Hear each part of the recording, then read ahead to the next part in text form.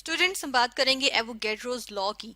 Avogadro's law क्या होता है इसको स्टडी करेंगे। ये हमारे पास लॉ आ जाता है आइडियल गैसेस के लिए, ठीक है। जिस तरह से हम पहले बात कर चुके हैं किसकी, हम बॉयल्स लॉ की बात कर चुके हैं और हमने चार्ल्स लॉ की बात की थी, ठीक है। और वो भी हमने किसके लिए की थी, आइडियल गैसेस के लिए बात की थी। तो ये भी हम आइडियल गैसेस के लिए देखेंगे।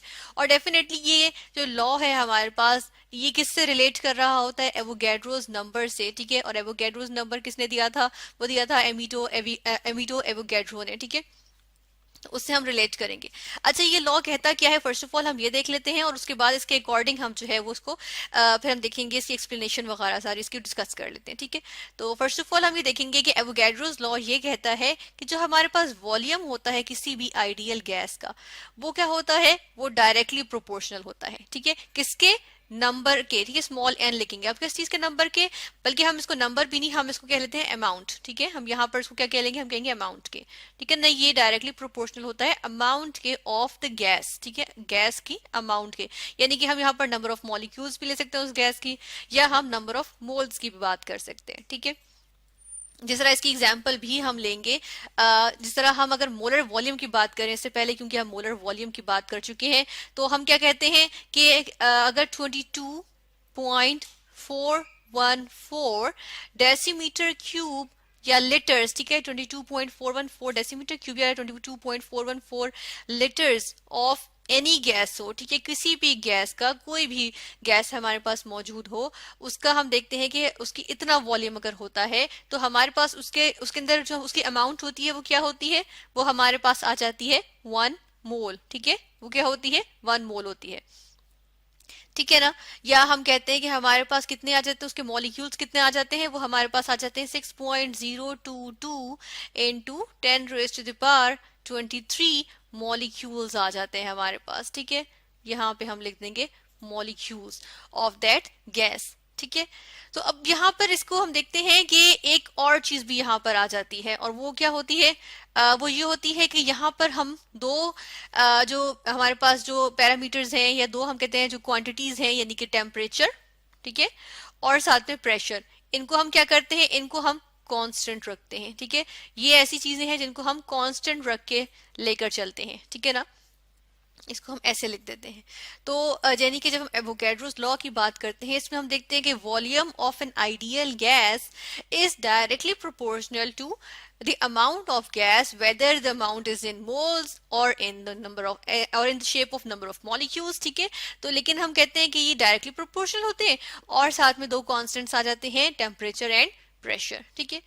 इसी तरह हम यहाँ पर इसको ऐसे भी देखते हैं कि इक्वल वॉल्यूम्स, ठीक है, equal volumes of all gases, ठीक है, वो क्या होते हैं, हैव सेम, हम कहते हैं नंबर ऑफ मॉलिक्यूल्स। जिस तरह यहां पर हमने लिखा, इसको हम इस तरह भी कह सकते हैं, equal volumes of all gases have same number of molecules और same number of moles when we have temperature and pressure constants, ठीक है। यानी कि when we have same temperature and same pressure, equal volumes of all gases have same number of molecules or same number of moles at same temperature and pressure. इसको हम कहते हैं Avogadro's law. अच्छा, इसकी एग्जांपल हम यहाँ पर लेंगे। मेरे पास एक बलून मौजूद हो, ठीक है। यहाँ पर हम ऐसा करते हैं कि एक बलून बना लेते हैं। ये आ गया एक बलून, ठीक है, ये इस तरह से बैलून आ गया। अब होता क्या है कि ये जो बैलून है इसके एक सर्टेन क्या होगा, वॉल्यूम होगा, ठीक है। इसके अंदर मैंने हवा भरी हुई है, ठीक है ना। तो इसके अंदर एक सर्टेन वॉल्यूम है, वी हमने वॉल्यूम के लिए लिखा, और इसके अंदर एक सर्टेन जो है वो अमाउंट में क्या मौजूद, तो उसकी वजह से सर्टेन अमाउंट है गैस की, ठीक है ना। तो ये हमारे पास इस तरह से आ जाएगा।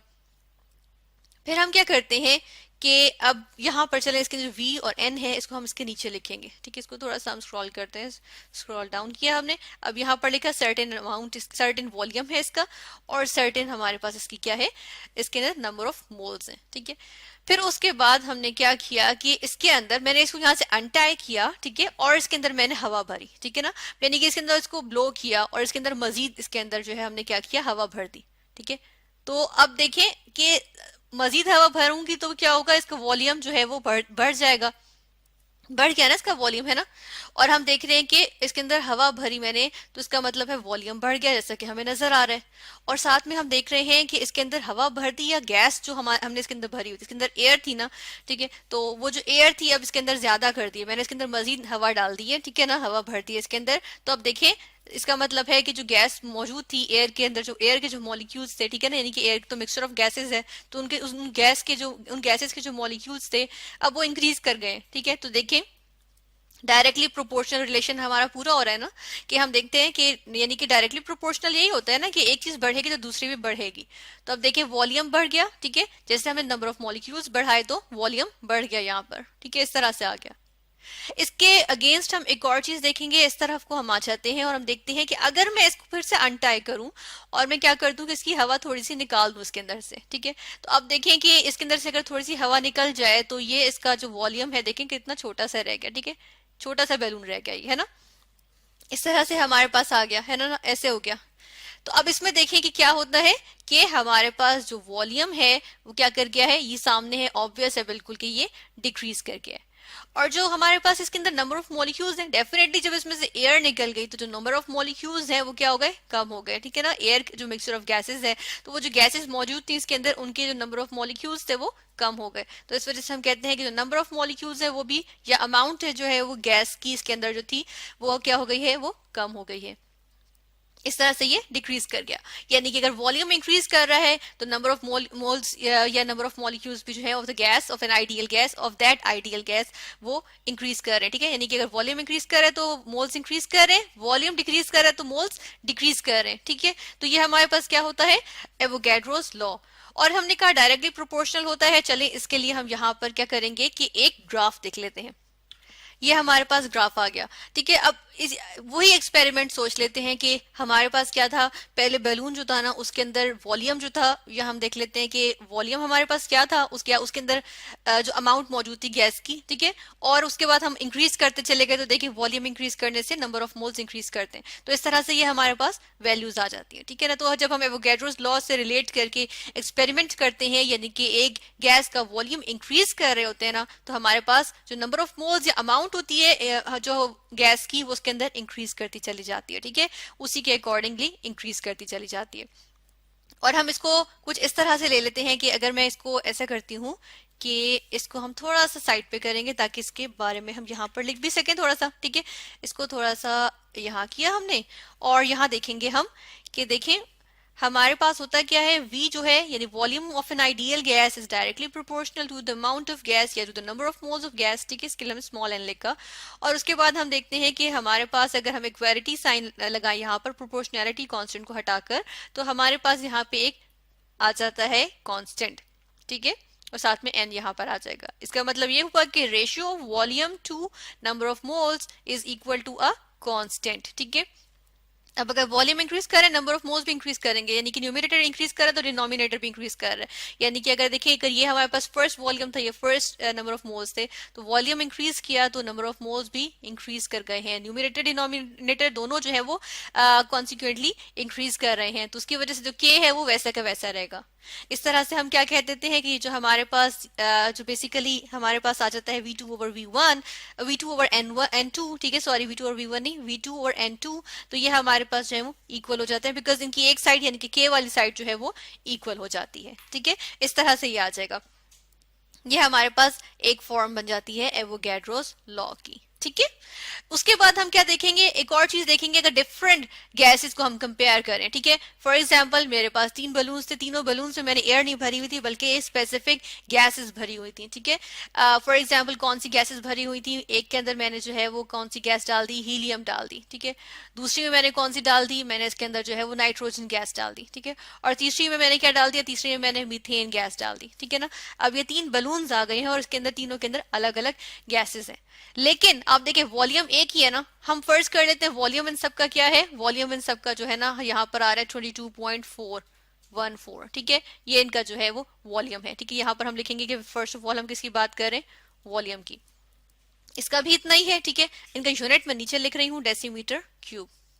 इसी तरह मेरे पास जो दूसरी गैस है और वो कौन सी है, वो हमें है नाइट्रोजन। तो नाइट्रोजन के अंदर भी यही है, ठीक है। वॉल्यूम तो सबका एक ही जैसा नजर आ रहा है ना, हमें साफ नजर आ रहा है। और हम तीसरी की में भी देख रहे हैं कि वॉल्यूम इसका भी इतना ही है, ठीक है। तो हम देखते हैं कि उसके बाद हम यहाँ पर लगा लेते हैं एक और कंडीशन, और वो ये कि प्रेशर हमने सेम रखा, ठीक है। यहाँ पर प्रेशर हमने एक कांस्टेंट रखा हुआ है प्रेशर, और वो हमने रखा हुआ है 1 एटमॉस्फेरिक प्रेशर, ठीक है। 1 एटमॉस्फेरिक प्रेशर, 1 एटमॉस्फेरिक प्रेशर, ठीक है। और उसके बाद नेक्स्ट कंडीशन लगाएंगे यहाँ पर किसकी, टेम्परेचर की। TEMP लिख लिया इसके लिए, और वो हमारे पास यहाँ पर है 0 डिग्री सेल्सियस, ठीक है। ये हमने तीनों के लिए लिख लिया। और उसके बाद हम देखते हैं कि जो हमारे पास यहाँ पर क्या होगी, यहाँ पर जो हमारे पास मौजूद होगी नंबर ऑफ मॉलिक्यूल्स, ठीक है। अब हमारे पास क्या चीज होगी, नंबर ऑफ मॉलिक्यूल्स जो होंगे हर गैस के लिए, ठीक है, वो क्या होंगे। यहाँ पर अब देखिएगा कि हमारे पास आ जाएंगे, इसके लिए भी हमारे पास कितने होंगे, 6.02 इंटू 10⁻23 मॉलिक्यूल्स, ठीक है।